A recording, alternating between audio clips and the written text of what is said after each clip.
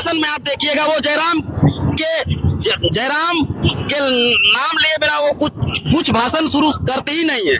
वो सिर्फ एक अपना एजेंडा चला रही है आजसू का कि जयराम को किसी तरह बदनाम किया जाए और अपने राजनीति को चमकाया जाए। वो सरासर राजनीतिक है। उनको देखिएगा सिर्फ वो जयराम महतो का ही नाम लेते हैं, मगर आप सुदेश महतो का नाम लेते नहीं देखिएगा कभी, चंद्र प्रकाश चौधरी का नाम लेते नहीं देखिएगा कभी, तिवारी महतो का नाम लेते कभी नहीं देखिएगा, क्योंकि आंदोलन में शामिल तो वो लोग भी हुए थे, मगर उन लोगों का नाम लेते आप कभी नहीं देखिएगा। सिर्फ और सिर्फ जयराम महतो को बदनाम करने का काम ज्योत्सना क्रिकेटा कर रही है।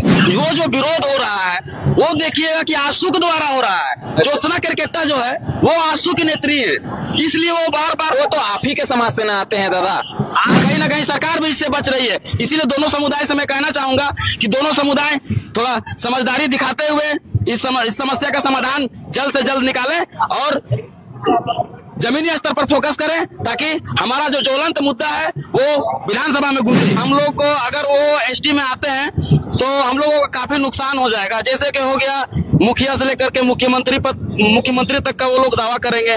तो फिर जो एक जेल कैंप पार्टी से आते हैं, क्या आप अपने सुप्रीमो को मुख्यमंत्री बनते हुए नहीं देख पाते हैं? नहीं, देखना चाहते हैं, एकदम देखना चाहते हैं। आप कह रहे हैं दादा कि अगर जो ओबीसी भाई, जो कुर्मी भाई है, वो अगर एसटी में शामिल हो जाते हैं तो ये हम लोग का पद का हकमारी करेंगे, तो फिर आपका सुप्रीमो कैसे मुख्यमंत्री बने?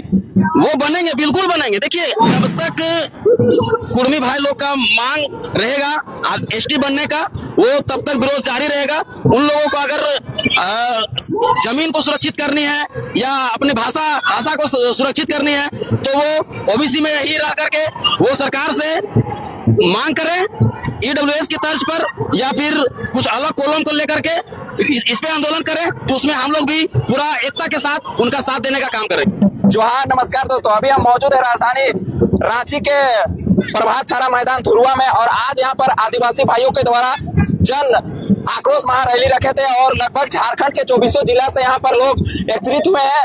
हजारों हजार की भीड़ यहाँ पर देखने को मिल रही है। कुछ दादा लोग शामिल हुए हैं, यहाँ पर जानने का प्रयास करेंगे क्या कुछ मांगों को लेकर यहाँ पर आए हैं, क्या कुछ इन लोगों का मांग है, और यहाँ पर जिस तरह से विरोध देखा जा रहा है, काफी दादा लोग विरोध कर रहे हैं कुर्मी भाइयों को लेकर, तो क्या कुछ कहते हैं दादा से जानने का प्रयास करेंगे और क्या कुछ कहते हैं जानते हैं। जोहार दादा। जोहार, क्या कुछ कहिएगा दादा, जिस तरह से आप लोग कुर्मी भाइयों का काफी विरोध कर रहे हैं, तो क्या ऐसा विरोध कर रहे हैं? विरोध उन लोगों का मांग जो है वो एसटी मांग को लेकर के या प्रदर्शन कर रहे हैं, रेल टेका कर रहे हैं, तो उन लोगों का मांग जो है वो संवैधानिक है, वो मांग सकते हैं, मगर हम लोग को अगर वो एसटी में आते हैं तो हम लोगों को काफी नुकसान हो जाएगा, जैसे कि हो गया मुखिया से लेकर के मुख्यमंत्री तक का वो लोग दावा करेंगे कि वो अगर एसटी में शामिल हो जाते हैं तो वो लोग हम लोग के पद में हकमारी करेंगे, जैसे मुखिया हो, विधायक हो, मंत्री हो।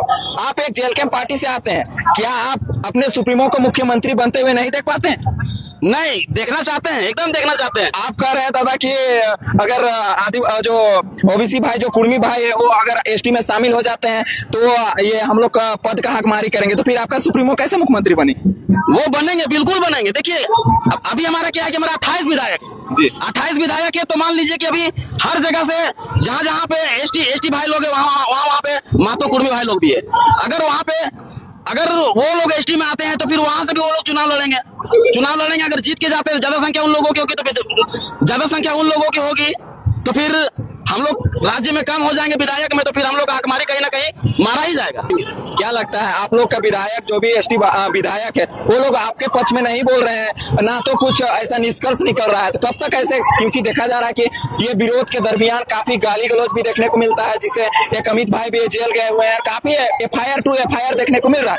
कुर्मी समाज भी एफआईआर कर रहे हैं और जो आदिवासी भाई है वो भी एफआईआर कर रहे हैं, तो कब तक ऐसे लड़ते रहिएगा? और जो भी झारखंड के जो ज्वलंत मुद्दे है उस पर देखने को नहीं लग रहा है, केवल लड़ाई चल रहा है। लड़ाई मैं दोनों समुदाय से कहना चाहूंगा कि बेशक अपने मांगों को लेकर के रोड पे उतरे, मगर गाली गलौज का प्रयोग बिल्कुल ना करें। इससे क्या होता है कि राज्य में अशांति फैलने का पूरा संभावना है, इसलिए आप लोग आपस में गाली गलौज ना करें। दोनों समुदाय से मैं कहना चाहूंगा कि गाली गलौज बिल्कुल ही ना करें, वो अपने बातों को, अपनी मांगों को रखें अपने रखें, सरकार तक पहुंचाएं, मगर गाली गलौज एक दूसरे को ना करें। इससे क्या होता है कि दोनों समाज के लोगों को बहुत तकलीफ होती है। क्या लगता है दादा, जिस तरह से कहते हैं कि आदिवासियों का सरकार है, तो आखिर आदिवासियों का सरकार है, आदिवासियों का बहुमूल्य जिस तरह से अभी विरोध चल रहा है, तो आदिवासी सरकार मौन क्यों? आदिवासी सरकार मौन इसलिए है क्योंकि जहां से वो लड़ते हैं या कोई भी विधायक को कहीं से भी लड़ते हैं, कहीं एक जाति का सिर्फ नहीं है, वहां पे सारा जाति लोग मिल करके उनको वोट दिया है। तो किसी एक पक्ष में आकर के कोई भी विधायक इस तरह का बयानबाजी नहीं कर सकता है। अगर बयानबाजी करेगा तो फिर नेक्स्ट इलेक्शन में वो कैसे जीतेंगे?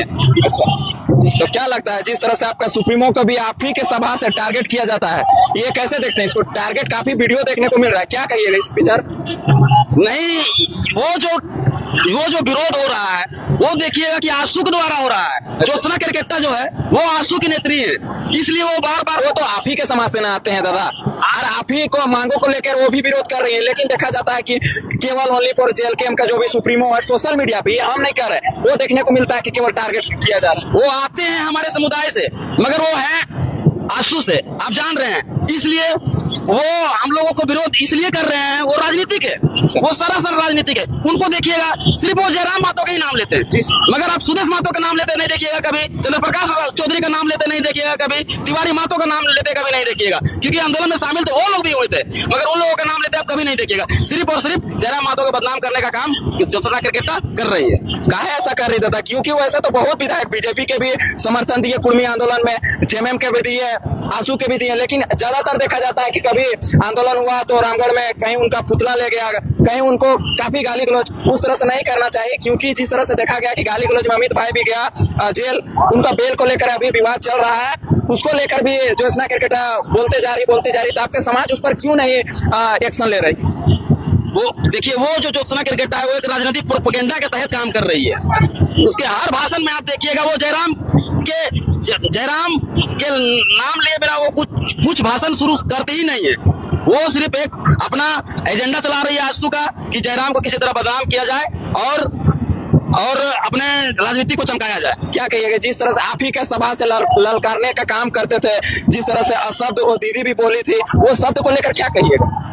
वैसे आंदोलन करने से क्या कुर्मी भाई लोग शांत रहेंगे या आप लोग शांत रहेंगे? नहीं, वैसे शब्दों के लिए वैसे ललकारना नहीं चाहिए।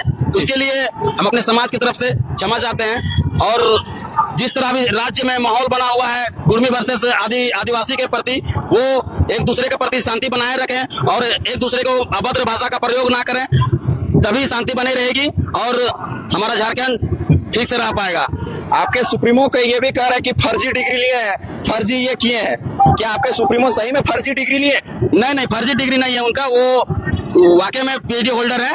उनको हमने सामने से देखा है। अब मैं शुरू से पार्टी में हूँ, शुरू से पार्टी को हमने सींचा है, तो मैं हर चीज को जानता हूँ। वो जो भी बोल रहे हैं ये सब बातें, वो सब फर्जी है।